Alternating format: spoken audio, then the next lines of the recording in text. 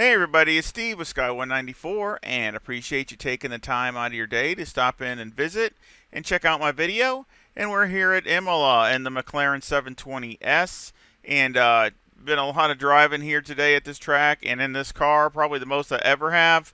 And that's why the title is, is best, pretty much the best I can do. It's been a challenge. It's one of those big challenges trying to get this car just to do decent here. I did a race earlier in the LFM and pretty much didn't do so hot. I mean, I'm not that good at this track anyway. And then two in the McLaren, it just, it's kind of like the Porsche here. It just doesn't want to work really well. And you put that with me, and that's even worse. So I worked to try to improve upon it. And I think that, I pretty much got it the best I could. And it's really consistent. I like that part, especially for Imola. I think it's really consistent where at track it's so easy to be inconsistent. But, you got a stiff chassis car trying to work here in a place that's got these big, huge sausages, and it just don't mix. Low to the ground, all these things that it doesn't like all this kind of stuff. It likes flowing, corners and this and that, and brake zone, heavy brake zones, and all where you're using the downforce and all that kind of stuff, not hopping over big huge curbs and stuff. So anyway, I tried to compromise and find a happy medium, and so we'll jump in the car here and make a lap.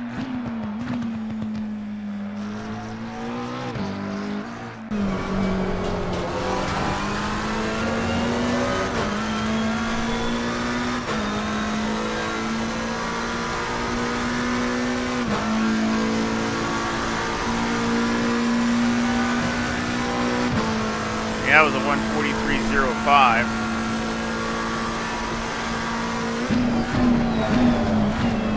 And I ran the tank all the way down to under 10 liters to see how it would do over, some kind of, medium stint. So I ran like 13, 14 laps. And I was really happy with that.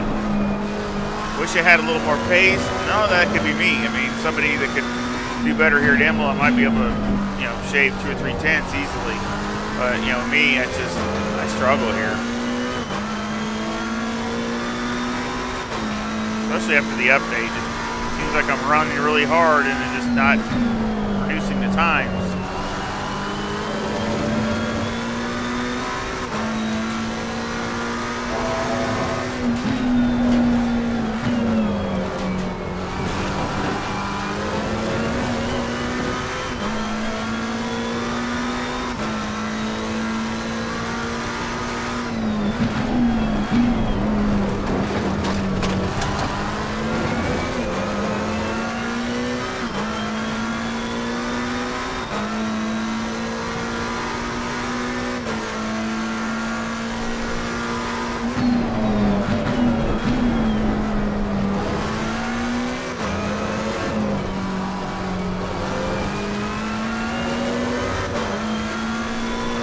It's very neutral.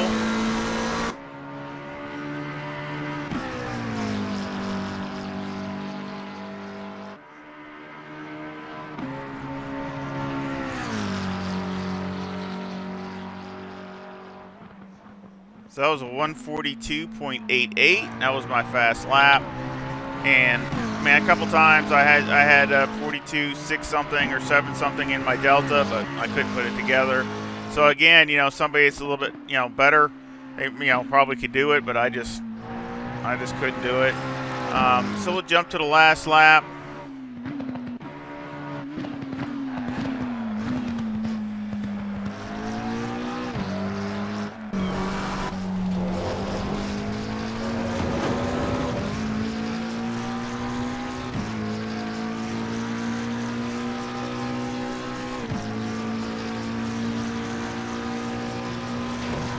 That was a 143.11. So again, that's only a couple tenths, 3 tenths. And of course, I always brake, before that, but it's back there where that concrete is.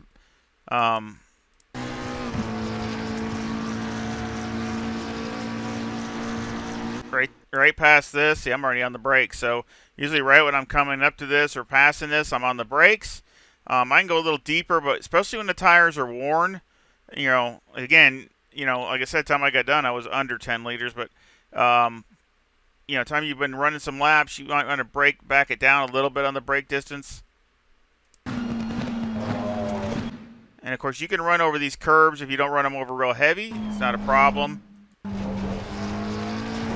There, hit them. It takes them pretty good. You can be wide open all the way through. So that's why I say stop, brake a little early. Same with this. I'm looking at the 50, but basically, when I'm coming up to that, that's when I'm getting ready to hit the brakes. Again, as the tires wear, just back it up a little bit. I can go maybe a little deeper when they're new. But this is an area here where I see a lot of wrecks. A lot of people go in here and go in the wall, go off in the dirt. So I want to make it, be able to drive through here with some confidence, and I think you can. You can go in here pretty hot, and again, you want to look for this curb on the left side, right there. See that? This one right here? That's what I look for.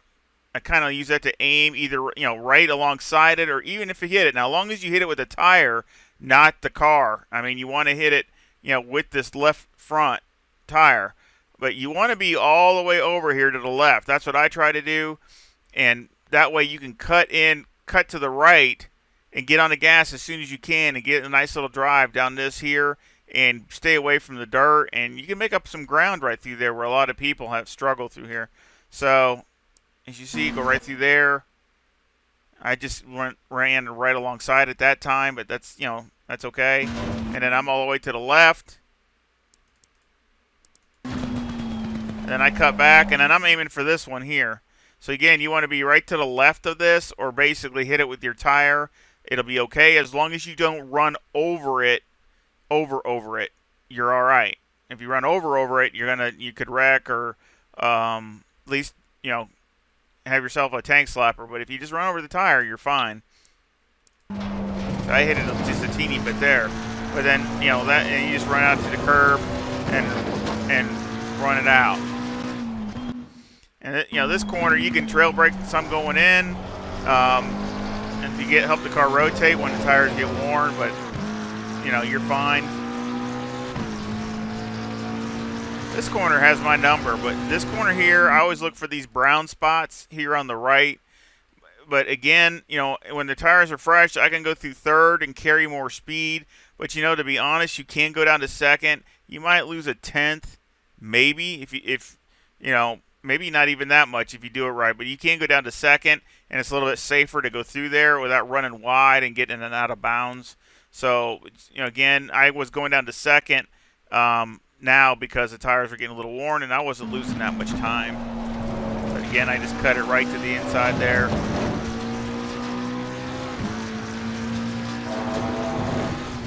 And you can run over this curb on the inside some. Again, try to hit it with your tires, not the car, and drift it all the way out. Excuse me. And then cut back to the right and try to get a nice drive up the hill.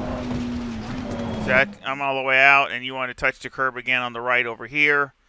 And you can get on the gas. As soon as you're going over this curb, you can get on the gas. So get on the gas as early as you can. It's not gonna jump sideways. Just you're out here to the left, cut in, and if you hit it right and you just touching this curb here on the right hand side right here, you can get on the gas when you're getting ready to pretty much going over it. We'll see if I. See, I'm already getting on the gas right now. I'm half throttle and getting on the gas. So, and I'm still could be a little more to the right, but it's good enough. You can still, get on it.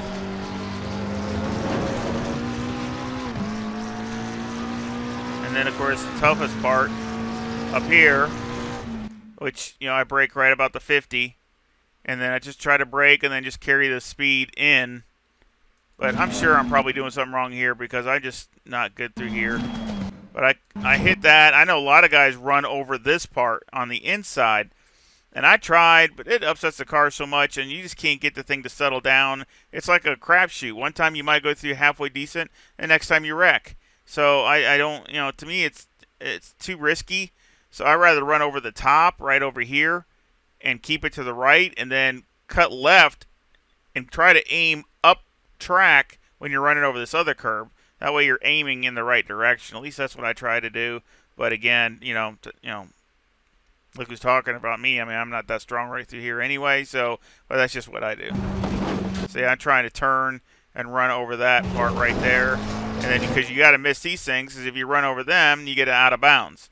So again, I'm trying to aim up track, so I'm not aiming at these things as much. And of course, I need to just run right alongside them.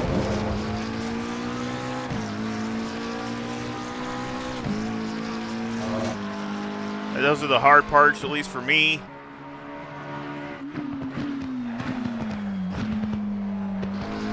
These tracks got landmines everywhere, as far as messing up.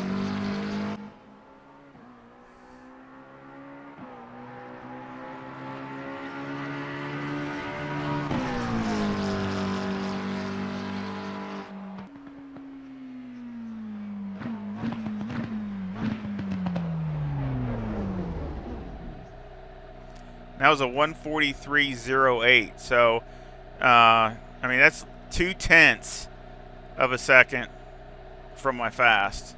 So, I mean, that's, really consistent for, this place, for me, especially at this place.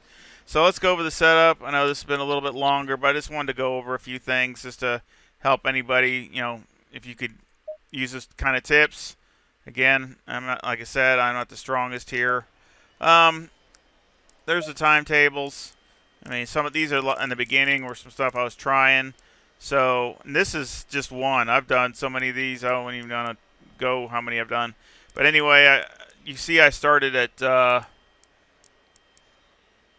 here at lap 10. That's when I started, and I went from lap 10 all the way to lap 20 to 23. So, a lot of 43s, high 42s. So, again, even I had my fastest sector, my first sector on the last lap. So, that's just a good sign. I think it's a good sign. So, and tires are 26.7 left front, 26.5 left rear, 26.1 right front, and 26 right rear. The toes are negative 0.08 on the front, with the camber at negative 3.8 and the caster at 7. The toe on the rear is 0.04 with the camber at negative 3.1. Electronics. Now I had this at 4 some part. So again, 6 half-dozen the other. I think at the end it really helped with the car running 4. But in the beginning I had it at 3. So, take your pick. So, 4, 4, and 1. And of course fuel, same thing with the fuel. 50 liters. Any roll bar, got 3 on the front, 55 in the brake bias, and the steering ratio's all the way down. And the tires, they had good wear, had light graining, but that's it. But the wear was really, really good. So again, springs in the front, 150,000, very soft for here. You have to run them this soft. The bump stop rate is 500, and the bump stop range is 3. And the springs on the rear are 156,000 with a bump stop rate of 300 and a bump stop range of 10. And I can't even tell you how many combinations I've tried. If I had $1 for every combination I tried, I'd have a suitcase full of money right now. I just all kinds of different bump stops, spring packages, because I like the stiffer springs the way it would feel, but it couldn't handle the bumps. And I tried different rates with a whole bunch of range, so where the bump stops weren't really hitting that much. And I didn't like that because then the car would move around too much. Because, see, then you have to – because if you notice, you see the anti-roll bar here in the front. See, it's only got 3, so it's kind of low. Not all the way down, but, I mean, it is a little low. And, of course, on the back, I only have 1, so that's real low. So you don't have – you have the stiffness of the chassis, but you don't have the roll bar. Anti-roll bars real big as far as trying to keep the car flat. So then you run in soft springs, so that's letting the car move around on the corners too. So basically, it's really easy to have, going into some of these corners, to have the car rotate on itself, and then you end up losing the rear or whatever.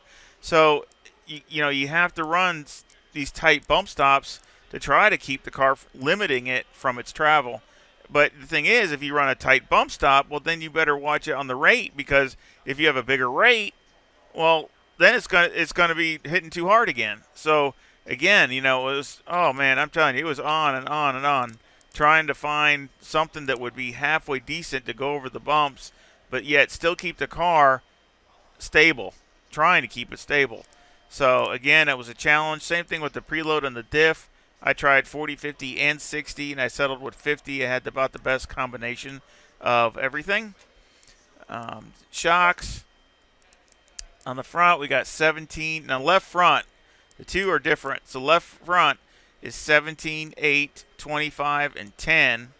And on the right front, it's 14, 5, 23, and 6. And it must have something to do with the sausages or something, but, I mean, that's the way I tuned it, the way it was, with Motec. The rear is the same. We got left rear is 12, 4, 20, and 9. And the right rear is 10, 4, 18, and 9. So, again, a few little differences. Just trying to get everything I could get, basically. Aero, again, this is Paige. I've seen this a bunch of times. We got 59 ride height here in the front, 76 in the rear with a 7 rear wing and a 4 in the brake ducts. And the front aero variation is a 2.5 to the positive, which is a big, big difference from what it was. I tried lower it, which I like better because you can really get the downforce working right, but then it wouldn't handle the bumps for nothing, and it was awful. And you couldn't make enough time to handle it, so it was just, I kept trying and that didn't work. I tried low downforce. I tried raising this up even higher. I tried all the way up to 60 or 61 in the front and 80 in the rear or something, and get it so I could run over the curbs, and then I would just lessen the wing. I wouldn't have as much wing here. And so the speed down the straightaway was still the same as I'm doing now. Basically, the straightaway speed's 163 at the end of the straightaway, which is on par with the AMG, Ferrari, way more than a Porsche, Aston Martin. They're all right around 163, 164. So it's right on par with it. I mean, it's close. So, and I would still have that even with the all raised up and the wing down. I would have the same speed because the car was so high up in the air. But then it just wouldn't work in the corners. It was just wallowing around. So it was just one fight after another. So this is the best combination I could find where it was still lifted up to get over the curbs, and I just had to run more wing to keep the thing stable, which probably sacrifices a little bit of performance maybe in some areas. But again, I didn't want 1 or 2 or 3 decent laps and the rest just completely falling off a cliff, and I'm running 44s and 45s. So that's what I didn't want. So anyway, that's why I settled on this, trying to give a good drivable package. That's what I was trying to accomplish anyway. So again, I sure hope that it works for you. Definitely a lot of time spent in it, and I hope it works and you like it and it fits your driving style, and you can adjust things. If you want to back some wing off and try that, that would be fine. I would just do it one click at a time because it will make a pretty good difference. And as far as ride height, I mean, you could go down one more in the front here, and that's about it. Otherwise, you're going to start some of those sausages you're going to hit. You can go maybe one more down in the front, and in the back, maybe one down in the rear, but that's about it. After that, you're hitting it pretty hard. So, again, that's just experience I've had. But I hope you give me a thumbs up and subscribe. And also, I'll put a link to this setup in the description. And, of course, I'll have a PayPal link in there also if you want to help support the channel that way. I appreciate it. Thank you to everybody that has. And congratulations to the winner of the new V2 2.5X wheel and the quick disconnect. Congratulations. I hope it works good for you and you can enjoy it and makes your holidays even better. And I sure wish everybody again Merry Christmas and a Happy New Year for everyone, everywhere, no matter where you're at. And thank you for all your support, and I sure appreciate it. And any comments and feedback is great. I love hearing from everybody, and y'all take care, and we'll see you the next time.